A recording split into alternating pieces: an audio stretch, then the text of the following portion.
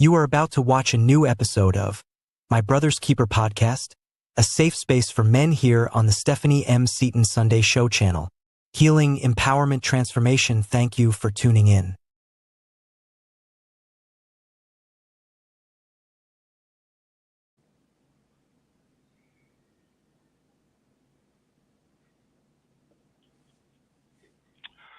All right, good evening and welcome to the podcast. Thanks for tuning in.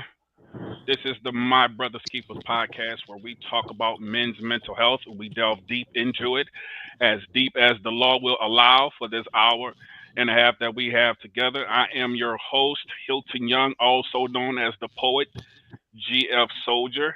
And I just want to introduce my colleagues today that's in the house. We got Pastor Alex Allen, we got my brother Joseph B. Roberts, and we got my brother Carl Roberts, the motivator, in the house. And just want to delve right into it. We have a special guest today, and we are thankful for him coming in today.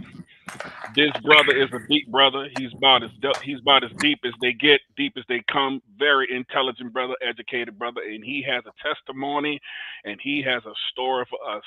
This man is a man of God, and because of his faith, and because of his perseverance and his tenacity and his fortitude and his capacity to keep going in spite of trials or tribulations, this is the man to talk to. And I'm so excited to have you on here. Welcome, Dr. Marvin Cotton Jr. He's also the author of the book and Better Not Broken, and we're going to get him to really talk to us today on that. Before we get into the book, Doc, why don't you tell us a little bit about yourself, man? Thank you. First off, I'm very honored to be here. When you were introducing me, I'm thinking somebody else was getting ready to come on the screen. I'm like, so I most certainly appreciate the words, and it means more when it's coming from someone like yourself and the work that you do, and just you acknowledging that. I really appreciate it. I still feel, I guess you could say, a little uneasy when somebody's pouring it on me like that, because I come from an environment for 20 years of my life that I spent in prison, where that type of talk does not exist in there. So a little bit about myself. I did 19 years, 7 months, and 12 days in prison for a crime I did not commit, and I was exonerated, meaning I was able to prove my innocence, and that's how I got out of prison. So the natural life sentence without the possibility of parole that I was sentenced to, I was able to escape that death plot for a little over 4 years ago. And, it's an honor to be able to talk about my experiences on this podcast today because, mental health is a constant battle of ups and downs in that environment, especially an unnatural environment like that. And fortunately, I not only survived that environment, I survived that environment well enough to talk about my experiences, because a lot of men and women that have gone through what I've gone through, they are not in a position mentally and emotionally to even talk about their experiences. They're still kind of buried under it, although they may be free. So a little bit more about myself. Like I said, I've been out a little over 4 years now. And when I got out of prison and when I seen the conditions that the community that I was born and raised and that I love was in, I immediately dived into the work of trying to heal and make the community better. So as I was undergoing the process of a healing process for myself, I was trying to build the plane while I was flying it. So I'm in the community working while I'm working on myself at the same time. And that's been a battle, but it's also been beautiful to be able to help people out despite that which I've been through. My story have inspired others to kind of go through what they're going through and get to the other side. And it's also therapeutic to myself to be able to help people despite what it is that I've gone through. Amen. So, a lot of what you're saying right now, I know it was a point where you had to get to this point. Uh, and the book is probably the most quintessential uh, topic for what's being talking about today. It says better but not broken. But at some point before you got better, you were broken, right? So when I'm assuming that you're talking about your current state when you say you're better but not broken. Yeah. So was there Yeah. a period of brokenness that you had to deal Uh, with?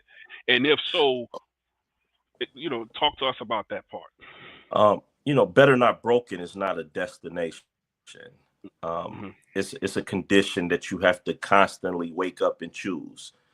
So it's not a destination that once you believe that you've arrived at a certain point that you somehow stop. The pieces start falling apart when you think you've arrived. Um, I was born and raised in the city of Detroit. I was born and raised in the neighborhood where I was born and raised in is currently the most violent area in the state of Michigan. This is where my roots were at.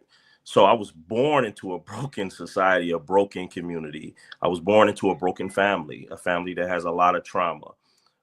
I was raised in the streets, not only in the neighborhood, but literally in the streets. So there's so much about my life that is broken. So of course, I didn't start off in a better situation, if you will. It was when the circumstances around my case and the corruption around my case crashed into my life and shattered me into even smaller pieces that I began to recognize that I was broken and started putting the pieces back together.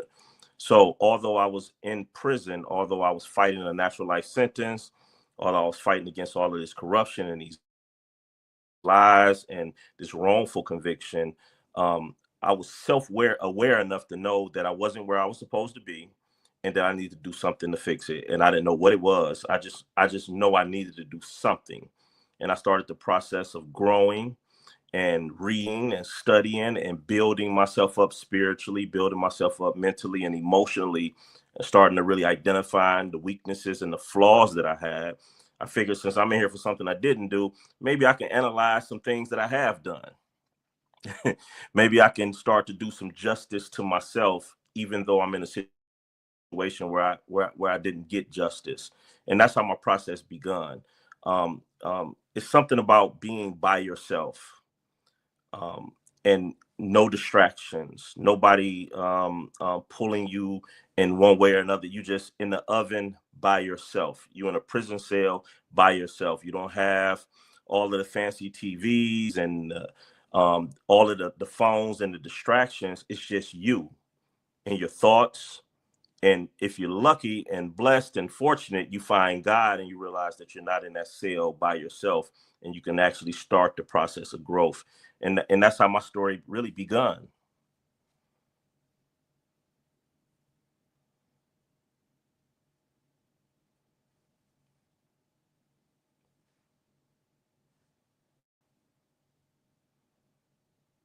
You have to unmute, brother Hilton. You have to So unmute. so so I got you. Yeah, sorry about that. 19 years, 7 months, 12 days. At any point during that time, was there some feelings of hopelessness? Was there some feelings where you wanted to give up on life, knowing that you had this sentence for something that you did not do? I mean, there are people who want to give up on life knowing good and well they did what they did and still got a long sentence. There's some people who deal with hopelessness, who deal with depression and anxiety and all that stuff. But I cannot imagine how much more heavy the burden is and how heavy the weight is to serve that amount of time knowing that you were innocent. So were there Yeah. ever a time where you wanted to give up and it was hopelessness there? And kind of talk us through what happened, what took place. Where, was there a breakthrough somewhere in there where you said, okay, I'm not going to give up. I'm not as hopeless as I was. What got you from that place of hopelessness and trials to that place of healthiness and triumph? I never felt hopeless. Okay. That's the raw, honest truth. I always knew that I would get out of prison. I didn't know it was gonna take 20 years, brother. Right. At all. I always thought my next court date or my next hearing or my next appeal was when I was going home. I never saw decades. I never saw beyond the court date. But when I was in my third year in prison, um, this is about the time that where everything that I had, I've lost. Any property, most of the relationships, I lost contact with most people. About 90% of the people that I was in contact with in my first year of being incarcerated. So 3 years in, it's real tight where, you got mama, I have, was blessed enough to still have contact with my daughter. And I had a few other friends that was there. So I was losing everything. So that added a lot of pressure to me. I was losing everything. But in my third and fourth year, God started to show me pictures or visions of me being free, Hmm. like early on. So he gave me the cheat code. He was showing me that I would be free. And I believed it so much that it carried me throughout those years. Don't mean I didn't suffer. Don't mean I didn't see a lot of things or was a part of a lot of things that caused, mental and emotional and trauma to my life. But I always knew that I would be free. I always knew that I would prevail, and I knew the truth would set me free because I seen it. Hmm. Okay. So that time that you were incarcerated, did you notice any corruption in the criminal justice system while you was trying to find your way out there? And if so, how corrupted is the system that, from your experience, that you wish they would, kind of work on a little bit, or what you think you can do in terms of, kind of adding your leadership in it to try to uh, expose and dispose of some of the corruption in the system. I do a lot of interviews. Probably done maybe 200 podcast shows, right? And that's a new question. So I appreciate that. I always love to get new questions. Mhm. And if I understand your question was, what corruption did I see within the institutions while I was there Did and you what can be experience? done? Yes. Oh, Hmm. absolutely. Hmm. You would think being in prison and, everybody's in prison, you would think that you don't experience racism. But if you young and you black, you Hmm. are targeted more. The older black guys actually kind of age out of being targeted as much. But the younger black guys they're targeted by officers, like just constantly targeted because they know that they haven't developed emotional intelligence so they can push their buttons and get a response out of them. And that's oftentimes how the officers do they 8 hours. They come in there, they go to work, they want to be entertained, they want to get things to kind of keep their hours going by so that they can just, whatever. And they come in there and they push people buttons, they destroy their property, they prevent them from getting things that they need. Um, um, I know you need tissue, but I'm not giving you any tissue. Get away from my desk. But you need tissue, you got to use the bathroom. So, of course, it's going to cause a reaction. Hmm. If you write a complaint against them, then they go in your cell, they tear your cell up. I've experienced that as well. Deny you visits, cancel your visits, write fake tickets on you to take your parole. Now, parole was never an option for me, but I've seen officers lie on people to get their paroles taken. My first day in prison, this was my first day in prison, not the county jail. This was after I was found guilty. Then I was sentenced, and the very next day they sent me to prison. My first day in prison, my first day in prison, there was a guy that had wrote some sort of complaint on the officer. All of that was new to me, but I remember hearing bits and parts of it.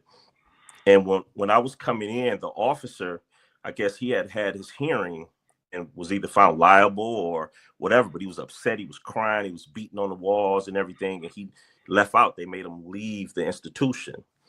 And later on that night, the officers came to the cell and got the guy that had, wrote the paperwork on his officer, handcuffed him, took him down to the desk, hog-tied him, and they beat him all night so that everybody can hear it. So this was day one. And they beat him all, when I say all night. So some of the guys that was in there started lighting fires, throwing fires out the cells. Officers started pepper spraying everybody. This was day one. I'm like, if this is what prison is going to be like, this is day one for me. And it was so traumatic. In my mind, I was trying to find the type of strength that it would take to exist in this type of environment with these things going on. I remember searching myself for what do I need to be? What do I need to grow into for this type of environment? Can I handle what he just went through down at that desk while he was screaming for his life and screaming for his mama in prison? And that had a lasting effect on me, and I'm sure everybody else that was there. Okay, so that lasting effect, that trauma, how badly does it affect you today? And if you still are suffering from that type of trauma, how do you cope with it today? What kind of strategies do you use to cope with it? My response to that, as well as a lot of the things that takes place in prison, the biggest thing that motivated me was turning myself into a weapon. I worked out all the time. I wanted to make my body harder than any knife that was in there. I studied and I read. I wanted to build my mind to be stronger and to think faster than everybody in that environment. I conducted myself almost like a robot in that environment. I didn't smile. I didn't play. I was extremely disciplined. I was a vegan for most of the years that I was in there. I just went extreme on every level because I wanted to put myself in the very best combat, not only mental, but also physical position that I could possibly be in. That was my response to that environment, is to be the best. I'm going to be better than everyone, as well as turn myself into the type of weapon that the officers that set me up and put me in prison, the detectives that set me up and put me in prison, no one can ever do that type of thing to me again. That was like my initial motivating factors that turned me into the man that I was then. And then when I seen me, being smarter, I was able to help people more. And then it became about service. First, it was all about me. And when I seen people started to rely on me, I said, this is what I'm supposed to be doing. I'm supposed to be serving. It's not about me at all.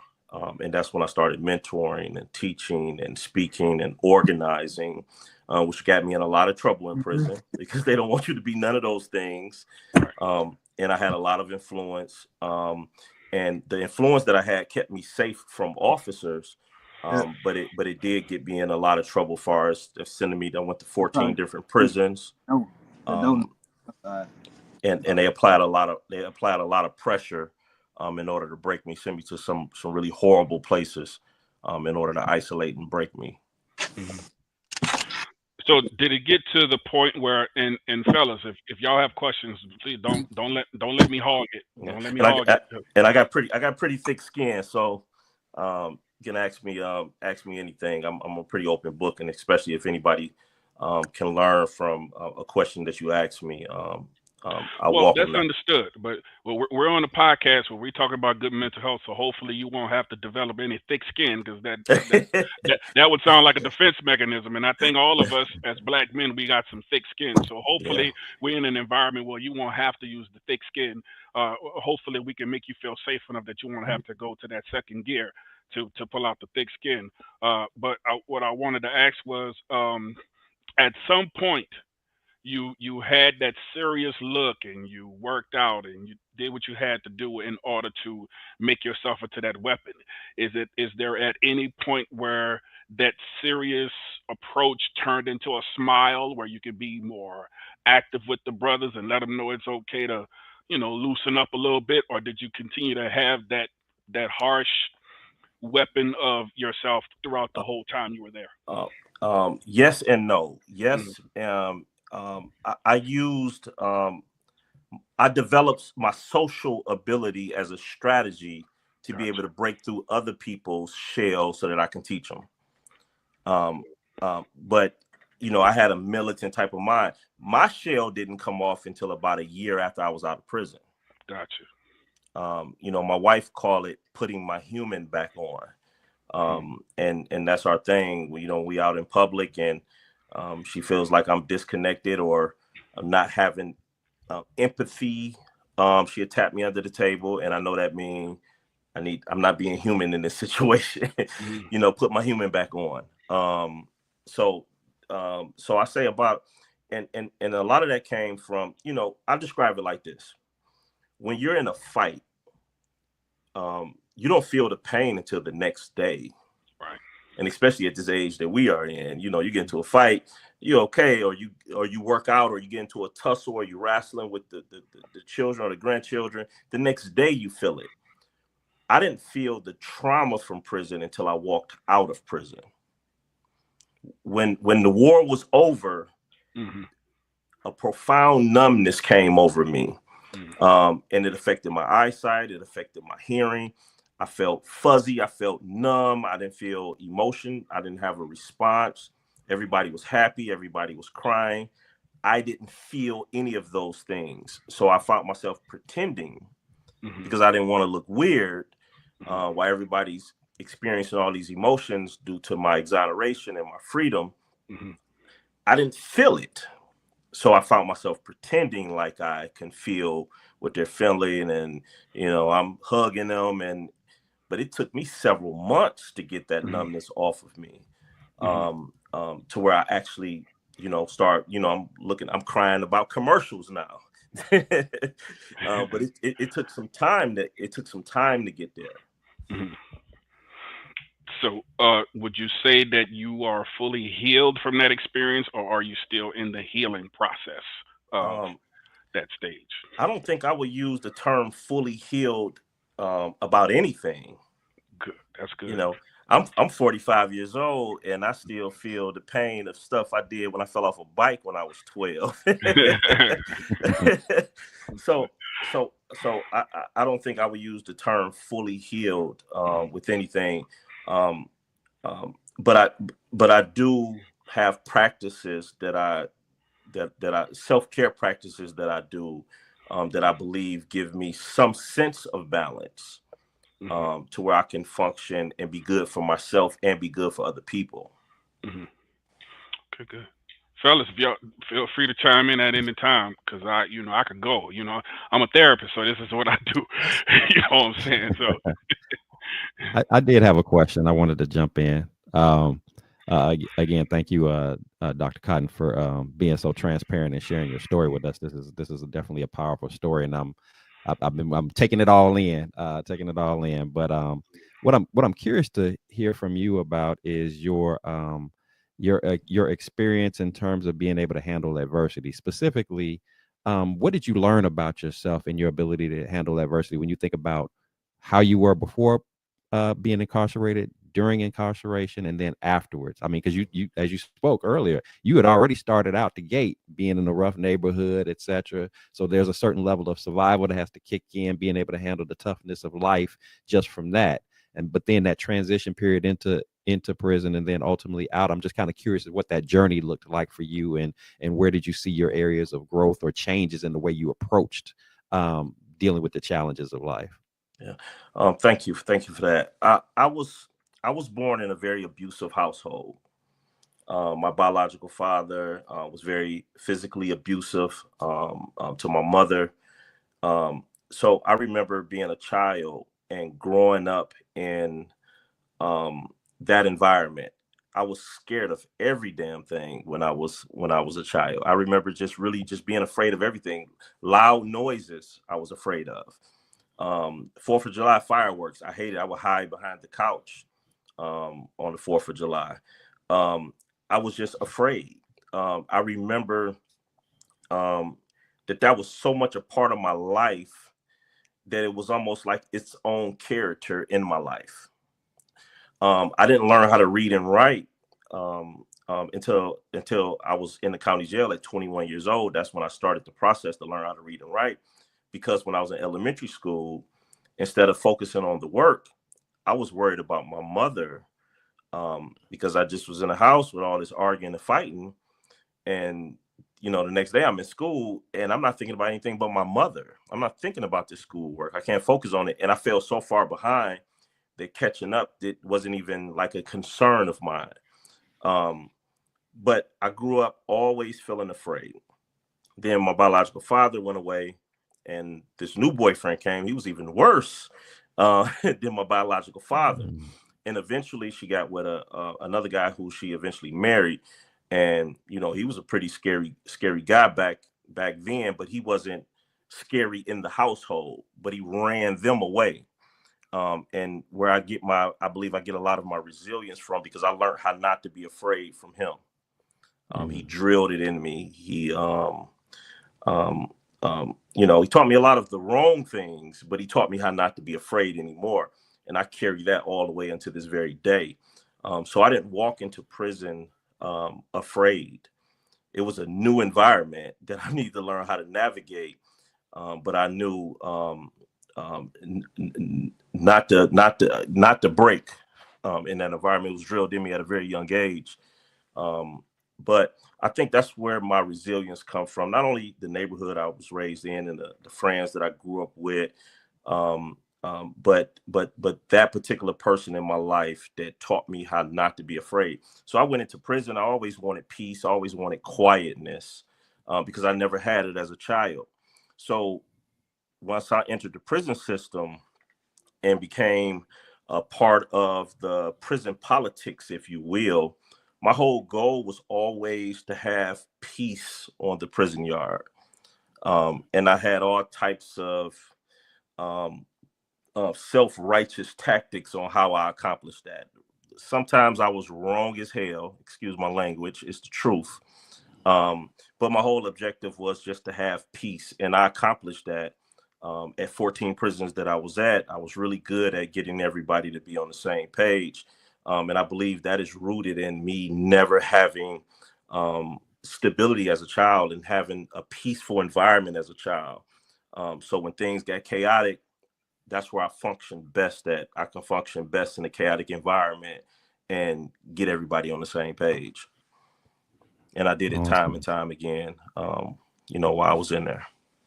And I think this might be the first time that I actually said that on a podcast. So you guys just got something new. All right. Well, that's the idea. Safe space to open up about this, because you're speaking to not just us, but a listening audience that may have some men that tune in that have been dealing with some of those aspects that you just spoke to, and again, don't have the courage to talk about it. So again, I appreciate your transparency and sharing. I do have a quick follow-up, if you don't mind. I know, of course, all the brothers that you have online here, including yourself, we also have that element to us of being God-fearing men. And one of the things that I'm also curious about is, where did God become a player, if you will, in this journey where you now having conversations with him? And just kind of curious, like, what is that conversation like for you? Because I'm thinking for myself personally, even being a man rooted in Christ, if I'm locked up for a crime that I didn't commit, I'm kind of feeling, if I'm being honest, I'm feeling some kind of way. Me and God, I'm looking at like, hey, did I do something? I mean, I know I'm not perfect. Did I do something wrong? Is this a punishment?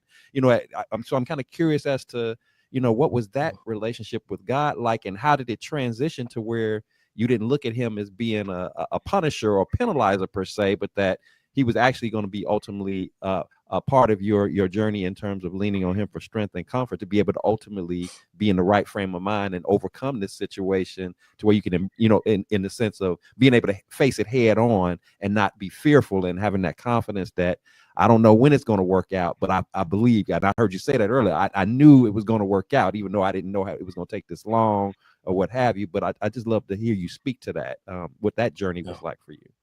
Yeah, my first year and a half, I didn't feel worthy to ask God for anything. It's something about being in the fire and being in a cell by yourself to where you're having conversations with God from day one. But none of my conversations asked for anything. I didn't feel worthy to put a request in. I did not feel worthy to put a request in. In fact, I was in prison before I started to ask for anything in my prayer. And the initial things that I asked for was strength. I asked to be made better. I asked to be smarter. I always grew up never knowing how smart I am. I never knew until I started to learn and read books. And I'm like, hold up, I'm kind of smart. Everybody's kind of acknowledging that I can think. I never knew that. I never knew it. So immediately the things that I was asking for, God was giving me. It took a while before I asked God to set me free, because I didn't feel worthy to ask, even though I was in there for something I didn't do. I wasn't living the type of life to where I felt that I can ask for that type of thing. And it just took a lot of growth. And for me to start doing the work and start help other people to where I felt worthy enough to start asking or tapping into that type of power in that relationship, to ask for something, to ask for my freedom, to ask to be back into society so that I can fulfill the things that I had in my heart to do. But it took a while to get there, brother. When I fought my case in the county jail for 9 months. And all of the conversations that I had with God, in those prayers, I never asked for anything because I didn't feel worthy. Wow. I find your answer intriguing in the sense that, because anytime I think about storms in general, it doesn't matter whose storms we're talking about. I try to always kind of connect the dots, like, why is this happening? What am I supposed to get out of this experience? And so to hear you talk about, you just say, I didn't even feel like I was worthy, like I was deserving of it or whatever.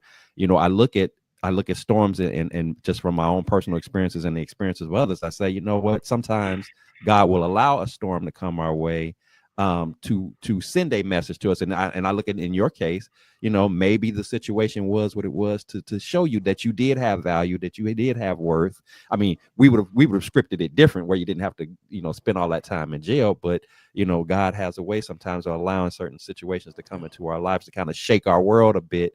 So not only does it bring our attention, put our eyes on him, but that he now has a chance to pour into, in your case, pour into you and open up to you. Like, brother, you are smart. You do have some intelligence. You do have some value and some worth in this world, despite the circumstances that you grew up in and all of that. And so I appreciate, again, your vulnerability and transparency and sharing like you have. And it just makes me kind of piece it together and say, there was always a purpose in all of this.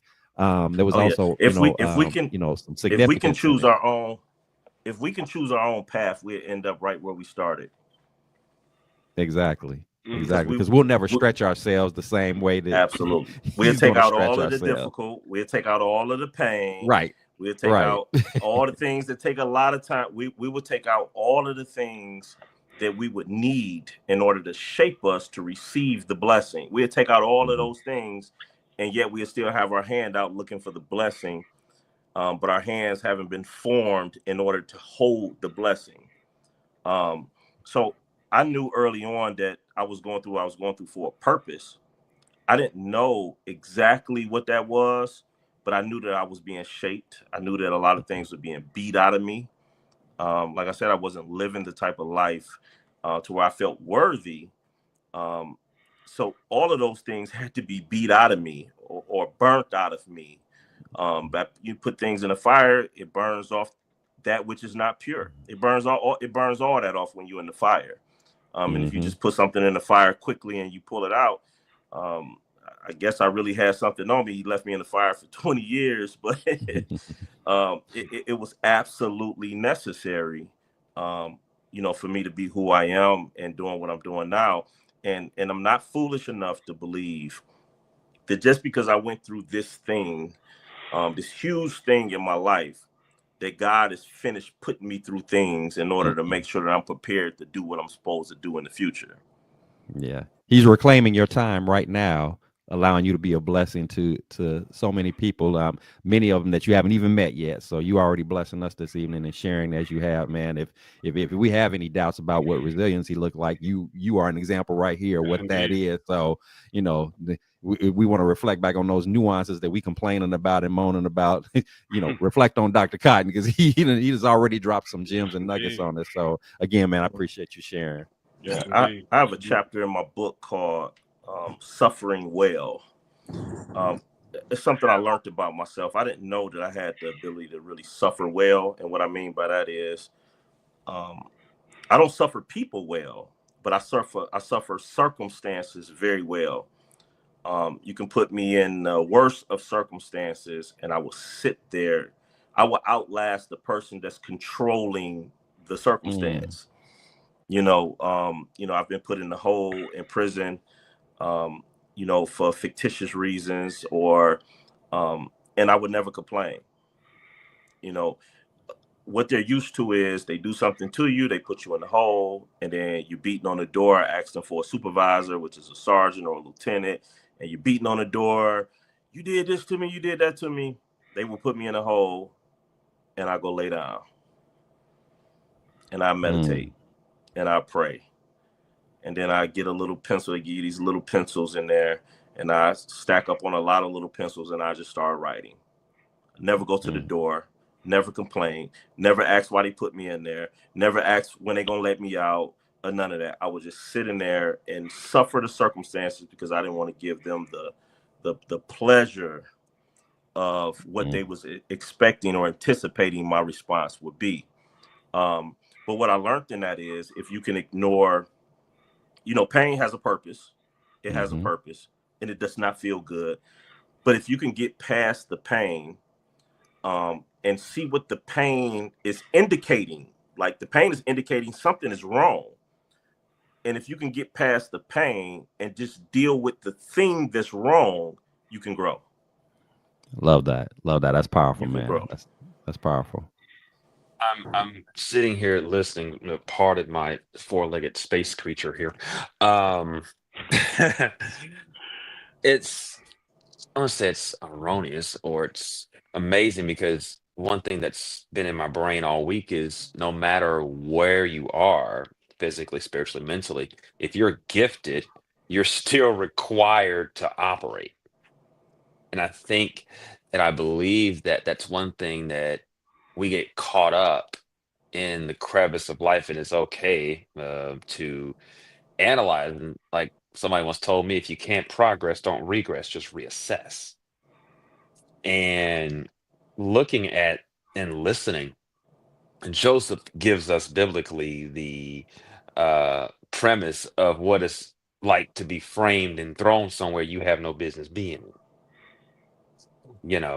But the thing that he does that you did is you stayed operational. You became strategic in a way that you turned your body into a weapon. The first thing you did, you turned your brain into a weapon. And once it starts there, everything else kind of materializes or it manifests itself. And the amazing thing about that is you saw the end before you got there. And a lot of men, especially in this generation, are used to just seeing the actual cup one way versus looking at it from all different angles. We're not even talk about them, but that's another story. That's not a good cup on either side. I just want to throw that out there. I'm a Lions fan. The disrespect. No, I'm kidding. But I love that. The fact that you literally built the thing line up on line, precept upon precept, but you kept that belief that eventually I'm not going to be here.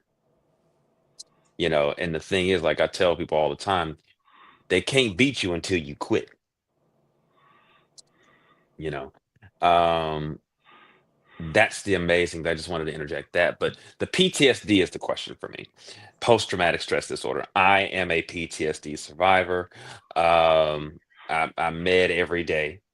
But at the same time, you do have those moments where you could go to sleep and next thing you know, you're right back where you were, you know, metaphysically. And then you wake up, it's like, okay, I'm here. Why am I there?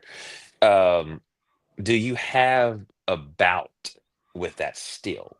Or is it kind of a maintenance thing? Kind of like, I know with me, it's maintenance. When I first got out, it was I experienced things that I did not expect to experience. When the day that I walked out of prison, a bunch of the guys, they grabbed my property, walked me across the yard. The officers told them, "Y'all can't do that." They like, "We walking this man out." So they walked me to the building that you have to go through in order to get out of the prison. They walked me all the way into the building, and I left out, and I immediately felt grief of leaving them in prison. I was not expecting to feel grief. I felt sad and I grieved walking out of prison. I was not expecting that, and it hit me really hard. The numbness that I felt was like immediately. I didn't sleep for 8 days. My first 8 days out, I did not sleep. In prison, it's always loud. It's always noise going on. It's never quiet in prison. At night, it's never quiet. And it's never truly dark in prison. It's always some sort of light on. Even in the cell, they keep the light on. At night, they keep it on. Then they turn it on really bright when they make their count round. So they come by and wake you up every 30 minutes or every hour. If something's going on, they might wake you up even more than that. So while you sleep, they shine a flashlight on you until you move. 20 years of going through that. So I still wake up now. I've been out over 4 years. I wake up every 30 minutes throughout the night. But when I first got out, I was living in a motel. My first month out, first 34 days out. And I turned the TV off. It was truly dark in there. And I like dozed off for a second and I woke up. And I thought I was awake. I thought I had dreamed because I felt like a dream. Everything felt numb. So I felt like I was dreaming already. Then I woke up in this dark room and it's quiet. And I scrambled to my feet. I'm trying to find like a light. I'm all on the wall looking for, I thought I was still in prison. So what I did for maybe close to my first year, I would have to sleep with the TV on. So that, and not only TV on, but the volume up. So as soon as I wake up, I know exactly where I'm at. So I wasn't expecting that either. I wasn't expecting to go through that. I had a lot of dreams when I was in prison. And you dream about freedom, and then at some point in your dream, it's a barbed wire fence in it, and you realize you're in prison. You wake up.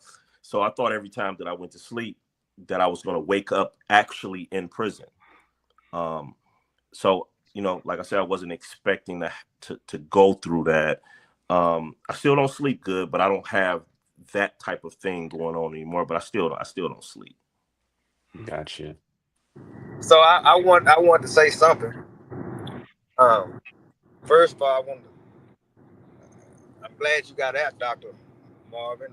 Glad you found your way out of prison. Some of us are going through the same thing that you went through. I have a brother that's going through the same thing, falsely incarcerated. So do you got any advice for somebody like me, other people that are listening, to have a way to try to make contacts to get out or go through the same road or same, but to try to get out of prison? Okay. That's just in there, don't know how to get out. Absolutely. First and foremost, Brother Carl, you got access to me now, so we're gonna talk so we can figure out what's going on, so I can get, you know, just a little bit more specific to be able to get you some more specific answers. But number one, never give up. Let your brother know, do not give up. And start from the beginning. I don't know if the family has ever done what is called like a Freedom Information Act request. This is where you do a Freedom Information Act request. You write a letter requesting the entire file. I want the entire file. I want the discovery. I want all police reports. I want all documents, calls, recordings, statements, everything. And you send it to the police department, and you send one to the prosecutor office. They have a certain amount of days to respond to that. They're going to respond, say, hey, we got your thing. We have 7 to 14 days or 7 to 10 days to respond after that. And then they're going to respond and say, you know, we grant it in part. And what they mean by that is, for one, they have to give you the discovery file. You're going to have to pay for it, but they have to give it to you. What they're going to deny is certain information. So they're going to redact certain information off of the stuff that you can't have, like people's phone numbers or social security numbers and stuff like that. But what this does is, if they ever hid anything, from them that they didn't turn over, it's a great opportunity to see if they make a mistake and give it. It took me 13 years to get a thicker file than the one that they gave me before trial. They gave me 45 pages before trial. They gave me 345 plus pages 13 years later. You know, something about the system, when it's corrupt and they know they wrong, they still will hold things from you because they just don't want you to be able to have a defense. So start there. That's always a great start. Don't run, and you can do it if he can do it if you feel like it's best for him, but don't run and give a bunch of money to these attorneys that don't have no wins under their belt. Don't run and just throw money away. It's better to spend that on a private investigator. Review this case, go talk to people, find out if you can find any new information, any new evidence, any new witnesses. Look into the lives of those who handled the case and see if they've mishandled other cases. But go to the roots. Think outside of the box, because the people that set people up and put them in prison, they think outside of the box to try to make sure that you don't ever find out what it is that they did. But let's talk, Brother Carl. I'm ready for that. I talk. Try to figure out something, because he's been locked up already for a while. Our family going through the same thing your family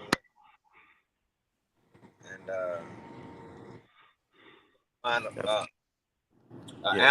It's definitely some simple things that can be done right now, just to start, like, get the ball rolling and look at what's there. Some very simple things to do right now. Okay. Okay, cool. So you said at a point, Doc, that you didn't feel worthy enough to be able to do some of the things you did. What event or what occurrence took place that made you discover that you are worthy? And you know, or when was it at that point? How did you know you was worthy? What happened in that moment? What kind of breakthrough that you experienced that you discovered, hey, I am worthy of this?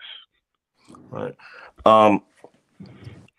There was a day that I was in a level 4 prison in Michigan. Level 4 prison is a very high level to be in, meaning you're locked down 23 hours a day. You out 1 hour, and that 1 hour you get your shower, you can fix some food, you do it, you make your phone calls, you do all that within that 1 hour. You work out, everything you're gonna do in that 1 hour, then you back in the cell. And so what we do is, your cellmate would put in general library calls on different days than you would to kind of give you the cell to yourself. So my cellmate was out of the cell, and it was a really hot summer. The windows don't open, not at all. They don't open. There's no circulation. It was extremely hot in there.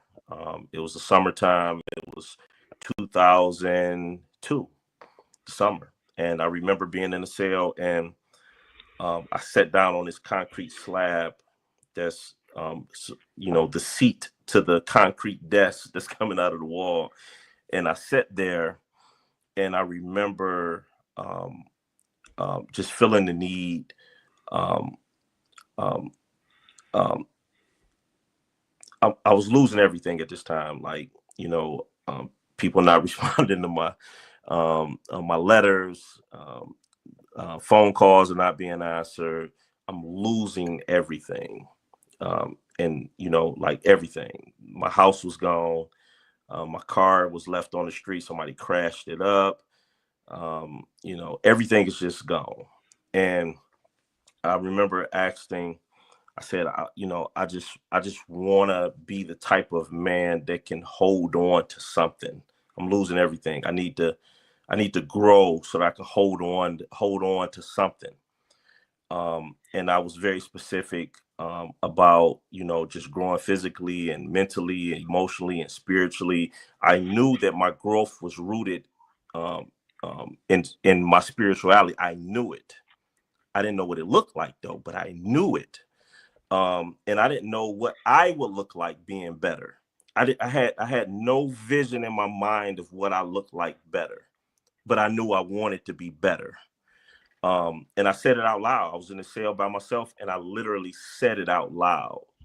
So it was in that, I think that was the first time that I really felt that if I don't say it, I might not get it. If I don't say it, I might not get it. Now, I didn't know at that time that was really a prayer. You know when it's a prayer, when that level of sincerity is just there. That's why, when we in trouble, and our feet is in the fire, and the pressure is on, and our back against the wall, that's why our prayers be most sincere. When we in that type of situation. That's why God always makes sure that he balances our life with enough pressure and enough ease, because he's keeping us sincere. He's keeping us focused on him, because as soon as we think we can do it by ourselves, oh, this is easy, I got this. No, he keeps enough on us to know that we have to rely on him if we're going to carry this thing with this. And I felt it.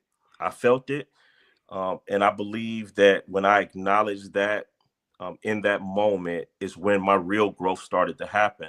My female friend at the time, maybe several months after that, she wrote me and she was like, "It's something different about you."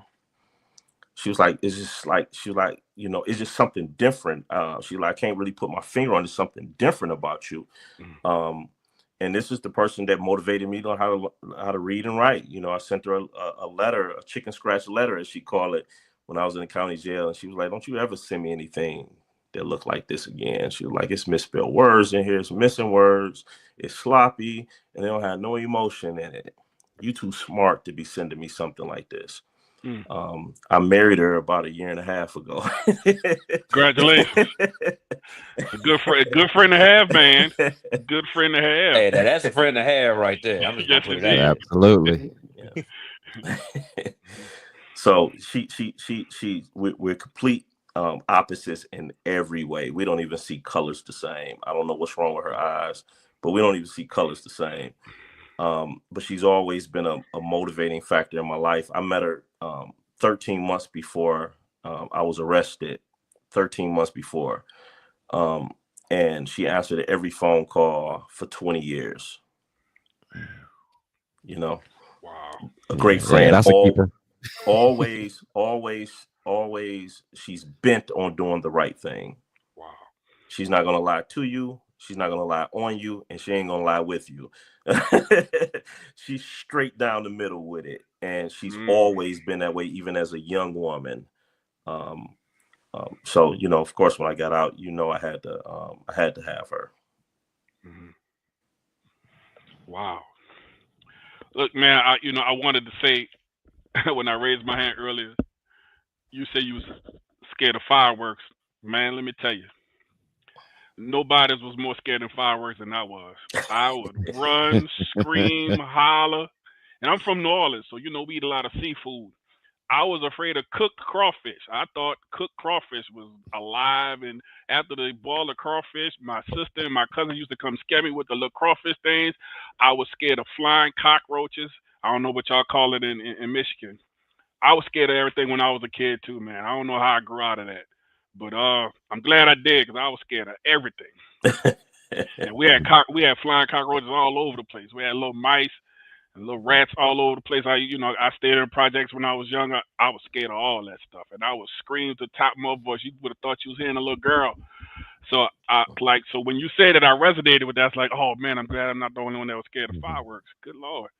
So yeah, I remember my mother coming to get me from behind the couch. She came in the house looking for me, came to get me from behind the couch, and she took me back outside to show me it was nothing to be afraid of,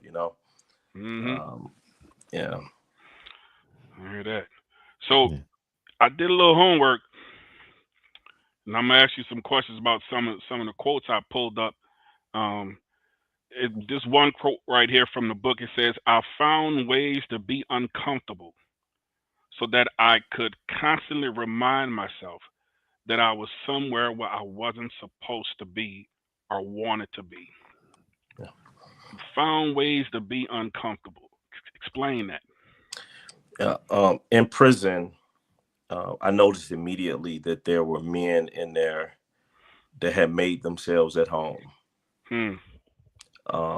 And they would do things and make things and build things in order to make their cell more comfortable. They would build shelves inside of the locker. They would, sew their clothes, outfits and coats, and order gym shoes, and just things that made, them more comfortable. And I decided day one that I was not going to do things, even at the sake of my feet. I have to get pedicures every week now for the damage I did to my feet, because I wouldn't order any shoes. I'm like, I'm not ordering shoes. Right.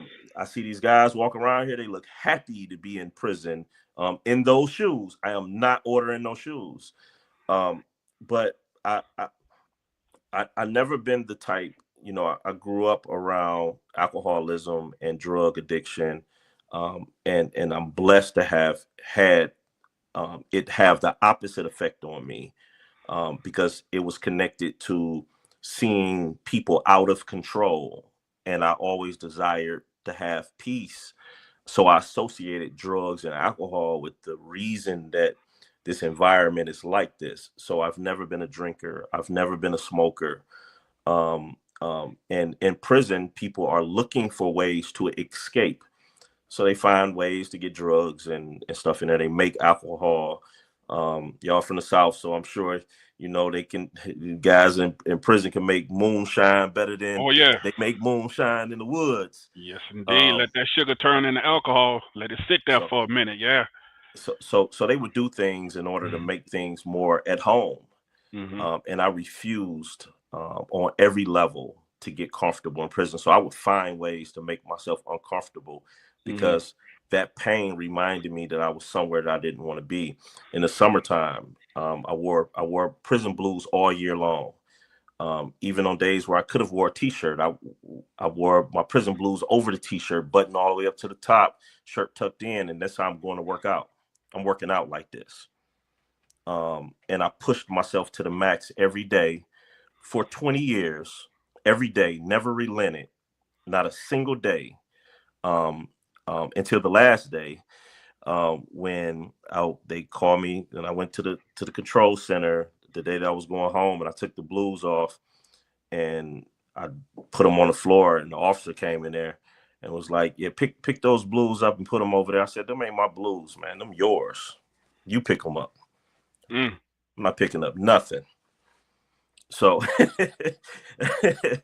so for 20 years, I wore them, and I made sure that I made them look better than everybody blues in there, because that's the way that if I got to wear this clown uniform, I'm gonna make it look better than everybody's around. And in 90-degree weather, I worked out in prison blues. And in the state shoes, which are very uncomfortable, but I did not want to buy the Reeboks that they sold. And I didn't want to buy the what's the other shoes?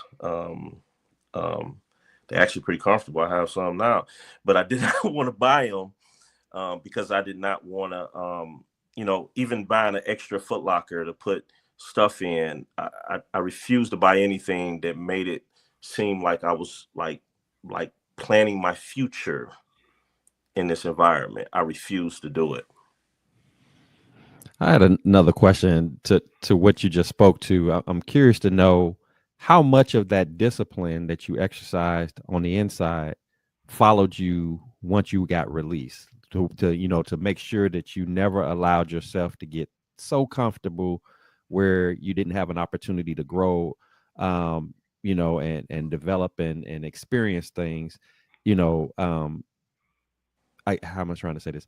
Like I want to know, like, how did you kind of decipher between, okay, now I'm out, there's some things that I can experience, some things that I can enjoy. Like, how were you able to strike that balance between realizing that, hey, I got the freedom to enjoy some of this stuff, but at the same time, I want to take from what was otherwise a negative experience from me being locked up.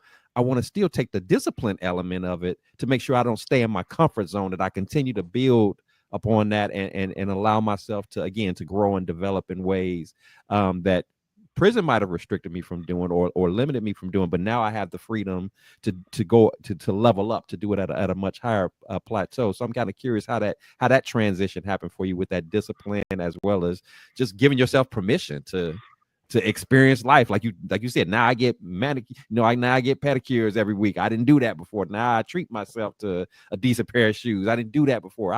What did that process look like to break from that?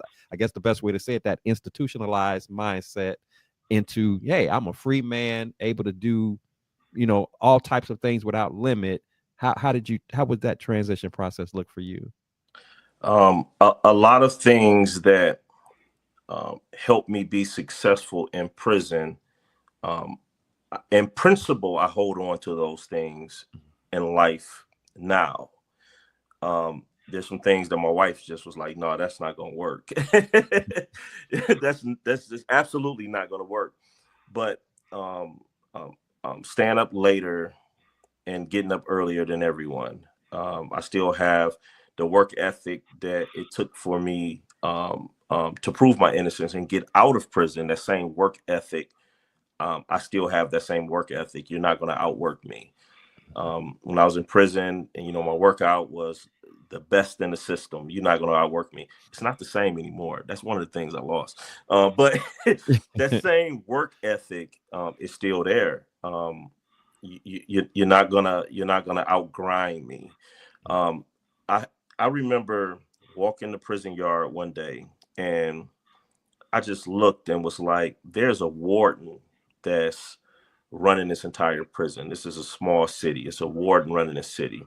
He has an administration. He has deputy wardens. He has assistant deputy wardens. He has captains and lieutenants and sergeants. And each one of those sergeants, they have different officers up under them. They have a financial aspect to this facility. They have to feed this facility. They have food coming in and out. They have other orders coming in and out. They have a mail system. They have all of these different things. And I said, you have this one person that's running this. And if he can run this, and this is just a aspect of his life, because he leaves work and he runs his home and whatever else he has going on in his life. If he can do that, I could implement systems in my life and build an even bigger reality too. So even some of the things that harmed me, that system harmed me, I implement systems in my life in order to keep my life running and supported, and moving forward. So of course there's some things that just doesn't fit. I had to learn how to communicate in a softer environment. Prison is very aggressive. It's very masculine. It's very hard. It's very concrete. The actual environment is concrete and steel. And culture comes from the environment that it exists in. So the language, people in prison talk louder because it's always loud. So they have to talk above all of these other voices. So existing in a country like that for 20 years, and then now you're in a new country, you have to learn the new customs. So my wife worked with me on that. We came to an agreement early on. She like, listen, this is when we were dating. She was like, listen, let's put our dating to the side for a second. From friend to friend, is it okay if I tell you when you are behaving like you in prison? So we came to an agreement that, like no matter what, like, I'm not gonna take it personal, point it out, and we're gonna keep it moving. And that first year, like I said, I went to a restaurant just quickly. I know we run out of time, but I'm here all night if y'all want to. But we went to a restaurant, and there were two young Caucasian ladies that was working. We walked in, you have to wait to be seated. So they were standing right there at the desk. And we walked in and they said, it's like a 45-minute wait. I remember like telling some sort of like little joke or like my equivalent to, socializing. And I seen the two ladies look at each other. Like, I've been in prison for 20 years. I don't miss anything. If I see something, I got eyes in the back of my head. I don't miss nothing. Mm-hmm. So when we walked out, I told my then girlfriend, my now wife, I said, "Did you see the way they looked at each other?" And she was like, "We'll talk about it later." So I'm like, okay. So later on, my wife was like, "Your words come off harsh sometimes, or you coming off aggressive."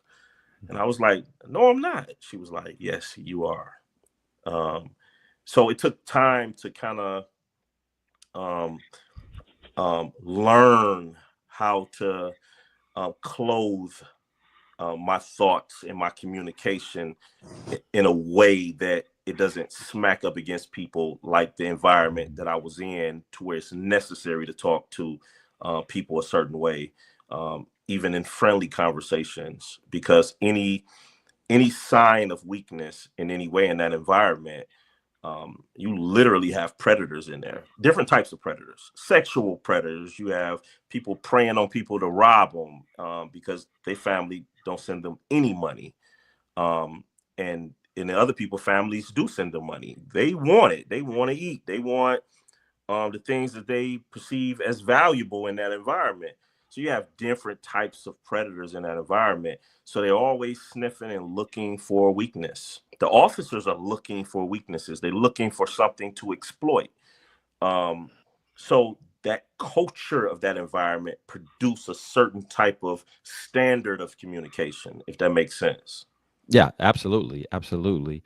I did have a quick follow-up, and this is surrounding the subject of forgiveness. I'm interested in knowing, how did you embrace forgiveness as it pertains to, the legal system that put you in prison for something that you didn't do, the individuals, whether they be friends and family members who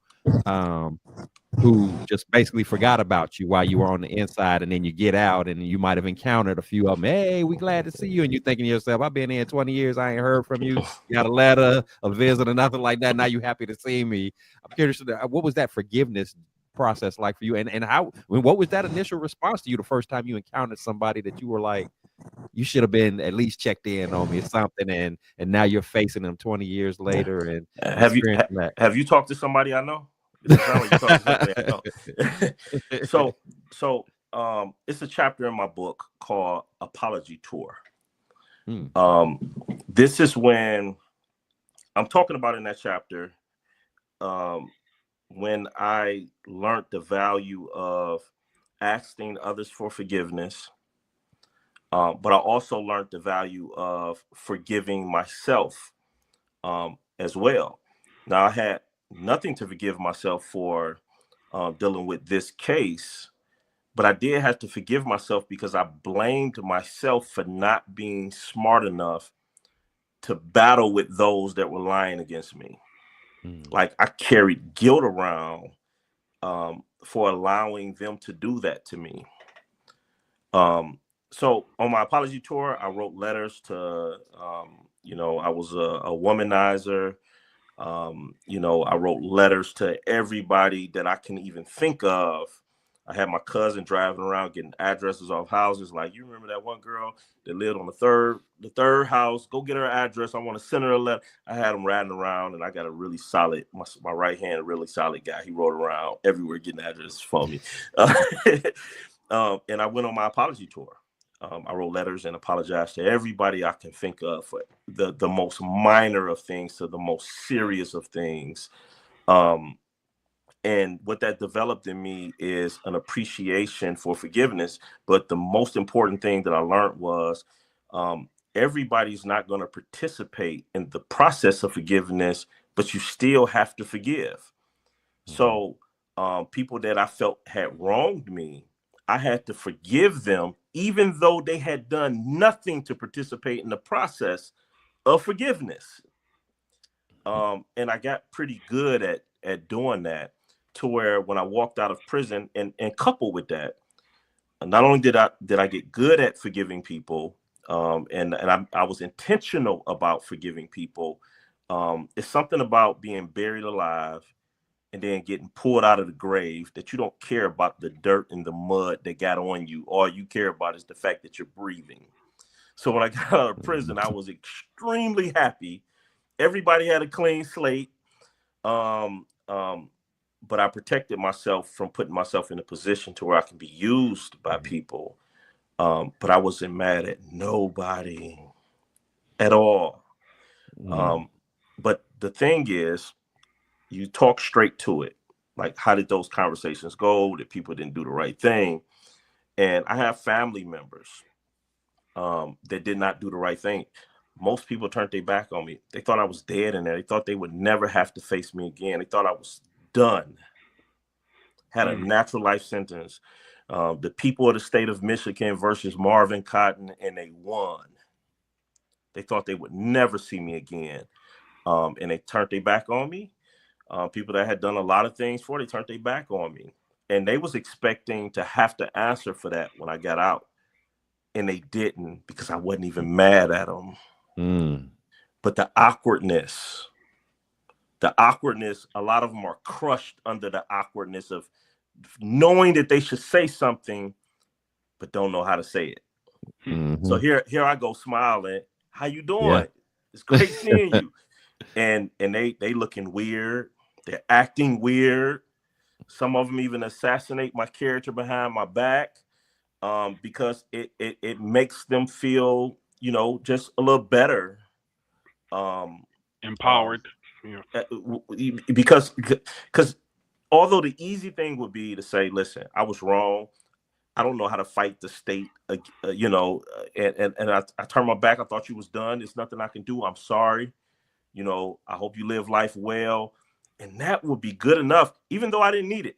That would be good enough. But for most people, doing all of the things to avoid responsibility, to avoid the duty that's placed on us to do the right thing in that type of situation, even after you've done the wrong thing, it's easier to come up with all of these other things instead of just saying, hey, listen, I did you dirty. I did you wrong. And I haven't had a single person to say that to me yet. Wow. And I lost contact with 90% of people in the first year. So Dr. Cotton, so how do you feel about like being compensated or some kind of compensation for being wrongly convicted in a prison system? Do you think Well, Because I know well, that's different definitely states. that's definitely a battle that's ongoing. I think one of the biggest misperceptions is when somebody's wrongfully convicted, when they walk out of the door, they hand them a big bag of money on their way out the door and say, "I'm sorry," and go. But what the state does, or the city, and or whoever you're suing, um, when you walk out the door, they hire lawyers to fight you. Um, Although it was the government that reopened my case and took the lead on getting me out of prison, another wing of the government hired lawyers to fight me. You Wow. know, so even to the last question, because those questions kind of intercept. You have people that wasn't there for me, and then now they think I'm rich, and they treat me horrible because I'm not taking care of them. um, Even though they wasn't there for me at all. You know, it's so weird to get a phone call from someone saying, "Man, I've been trying to get in touch with you for 2 weeks. You ain't respond to my text message or nothing. I was in prison for 20 years. Ain't hear from you not one time. And now you calling checking me because you ain't heard from me in 2 weeks." Wow. But that's that it happens. It not only does it happen to me, it happens to a lot of I'm a part of an organization that represents wrongfully convicted men and women, and we all go through the same things. We all have people turn on us about money, and make things about money. They answer 2 or 3 of your phone calls while you're in prison, and they think you should buy them a house, to where people make you feel like a lottery ticket, and never check on your mental health. When I tell people my story, most people always, and I appreciate you guys, because conversation ain't come up to the end of this. Most people, conversation come up at the beginning. It's the first thing they ask. They never ask if I'm all right. They never say, "How you doing? Like, are you all right? Are you good? Do you need anything?" First thing they say is, "Man, you about to get paid." Mm.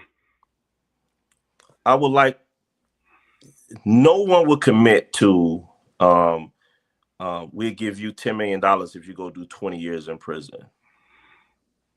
Nobody's going to take that bet. Nobody's going to take that. So it's really not something that someone in my position even want to hear somebody say. It's hurtful. And oftentimes the scenario is, you can't hard check it, because you don't want to seem like the guy that did 20 years and now you're just checking out on people. But it is hurtful. And oftentimes I'm left having to smile a little bit while I gently bring them around to my mental health is most important. I'm okay. I'm good. And like I said, those last 2 questions, they cross more than family, friends that wasn't there, and then money and what people think you should be doing for them, and they treat you like trash if you don't. Mm. Man, you mentioned one of those quotes that I was getting ready to ask you, and you already touched on it. The part about being buried alive, um, but now you're not buried alive anymore. Now you can breathe. So when you say buried alive, do you mean buried in the circumstances of everything just coming down on you at one time? And because everything was coming down on you at one time, you wasn't able to breathe, but now this burden has been lifted and you can breathe now. Kind of expound on what you mean by being buried alive. I told you I felt extremely numb when I walked out. Couldn't Hmm. feel anything. Hmm. Um, Probably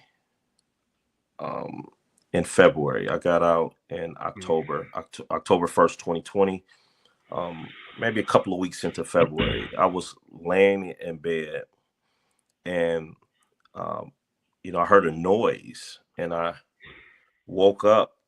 I was like, kind of half asleep, and I heard a noise, and I woke up looking for, where's this noise coming from? And it was me crying. Um, and you know, while I'm looking for this noise, it's still coming out of me, to where I was stuck, like kind of half sleep, but crying, and the realization, that I had, that I wasn't in the grips of prison anymore had finally hit me. Um, and it was, um, it was scary, because I'm like, how the hell am I crying and looking for where this noise is coming from? But it was liberating, as well. It was like, um, all the time I had been waiting to wake up, and now I'm realizing that it's real. I called my wife, who, you know, we wasn't even dating at the time, you know, because she wouldn't date me immediately. She like, no, get your life together. You know, we friends. I don't want to mess up the friendship. I'm like, no, let's mess up the friendship. Uh, uh, but I called her one night. It was like 4 o'clock in the morning, and I called her, and she answered the phone. I'm like, I'm out here. She like, I know. I'm like, I'm out. You know, and you know, I had been out for a couple of weeks at that time. So, you know, being it, I don't think I can describe it any other type of way other than being buried alive. And you know, prison is a deathly environment. It's a tomb.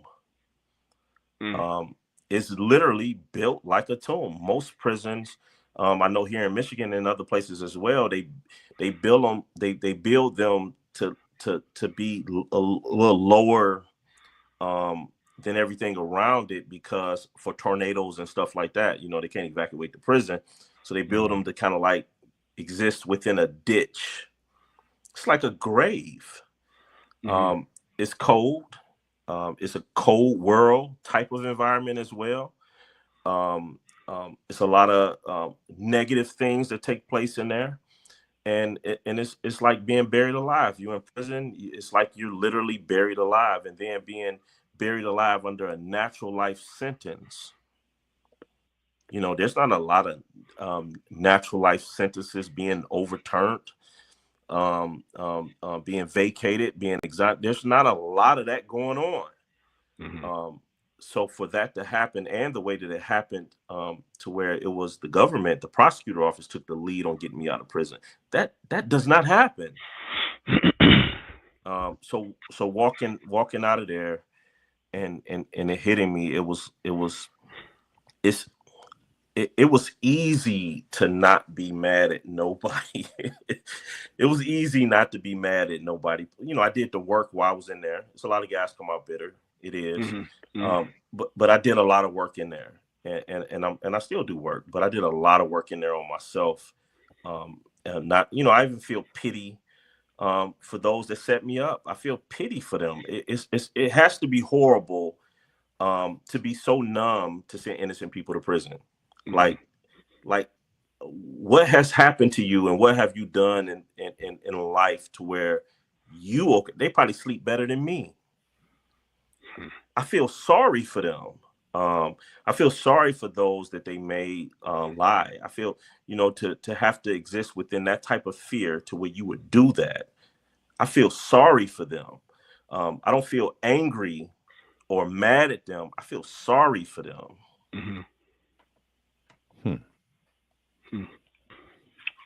So would you say, well, anybody else have any questions before I keep going? Because I don't want to hijack nobody's space. You know what I'm saying? No, I'm just, you know, again, I'm just again appreciative of your transparency throughout the show. And you know, I don't know if you're aware, we have a conference coming up, men's conference coming up later this year, man. I would love to have you. I mean, it may seem like a little shameless plug, but I would love to see you be a part of that experience with us in July, man, because there's some brothers who need to hear your story. Yes, indeed.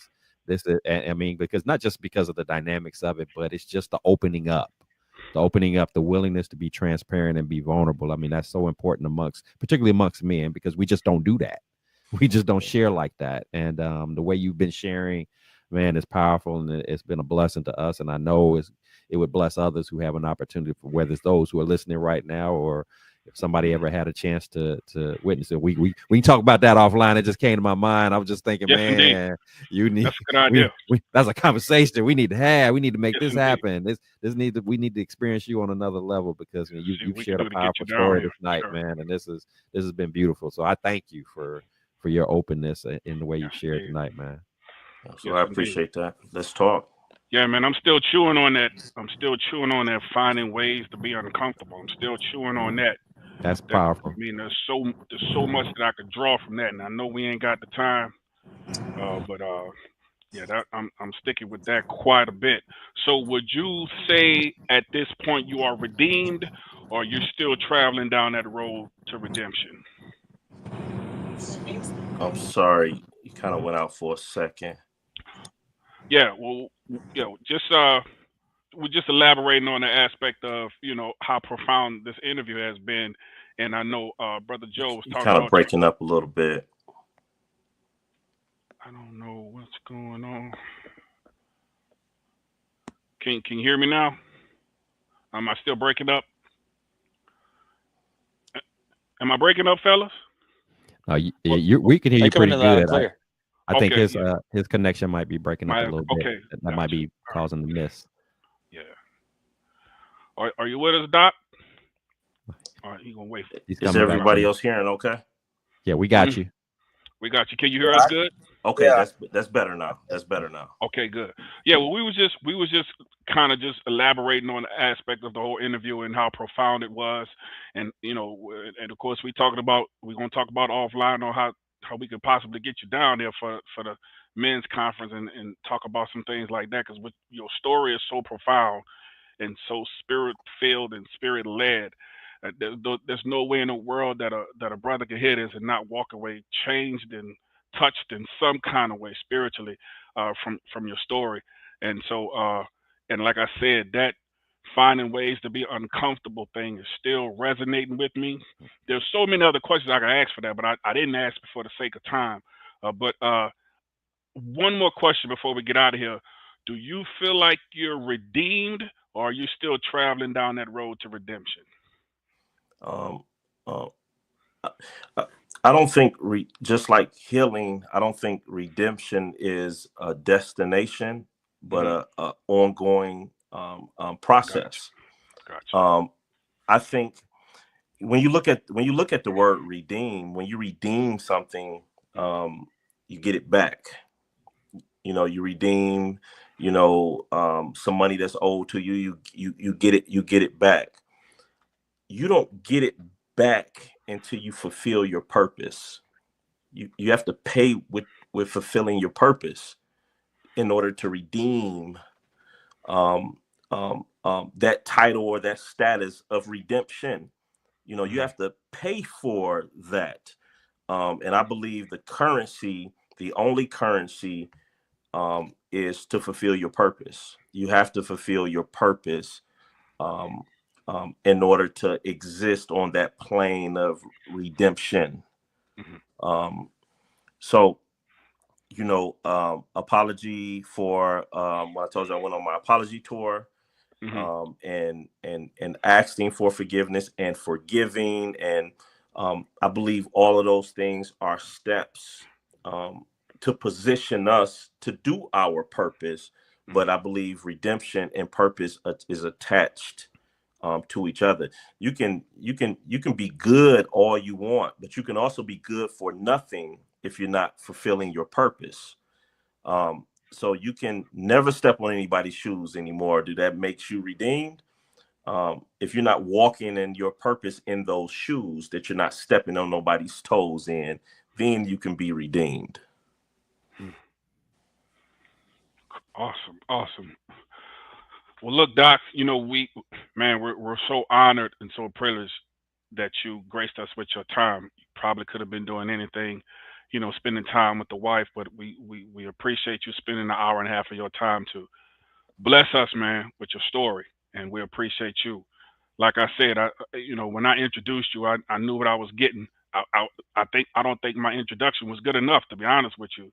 Appreciate So that. so when you talk about, you know, you thought I was talking about another person. I didn't think the introduction was good enough, but so profound and so deep, a brother that you are. I just, like I'm awestricken right now because of your perseverance through all that you had to go through, and you're still 45 looking like you're 25, man. You know what I'm saying? So, yeah, man, we appreciate you. Ladies and gentlemen, this is Dr. Marvin Cotton Jr. Get his book, Better Not Broken. It's out there right now. It's probably on social media. It's probably, Yeah. digital distribution networks out there and everything. Just go out there and get it. And we appreciate y'all coming. We appreciate y'all tuning in. We on every fourth Sunday. And we got just about a minute and a half. Doc, you want to plug in any of your social media outlets? My book is definitely available on Amazon. It's an Amazon bestseller. It's very easy to get there. On social media, you can find me by putting my name in, Marvin Cotton Jr. or Dr. Marvin Cotton Jr. I am on LinkedIn as well. I think I'm in the process of doing new Facebook pages as well as Instagram pages. So my website is also www.betternotbrokenllc.org. You can follow a lot of things that I have going on, and I will be doing a lot of traveling. I already do a lot of traveling, but I'll be traveling, and I do have a new book that'll be coming out soon. I'm not ready to start promoting it, but I am going to go around the country with this next book. So look forward to that. Cool. Once again, we thank you. Thank you, everybody, for coming on. Once again, I'm your host, Hilton Young, a.k.a. GF Soldier. I want to thank my co-host, Pastor Alex Allen, my brother Joseph B. Roberts, and then the motivator himself, Brother Carl Roberts. We are here every fourth Sunday. Until next time, y'all be blessed and y'all take care of each other. Peace. Thank you. Thank you for watching My Brother's Keeper podcast, a safe space for men here on the Stephanie M. Seton Sunday Show channel. Healing, empowerment, transformation.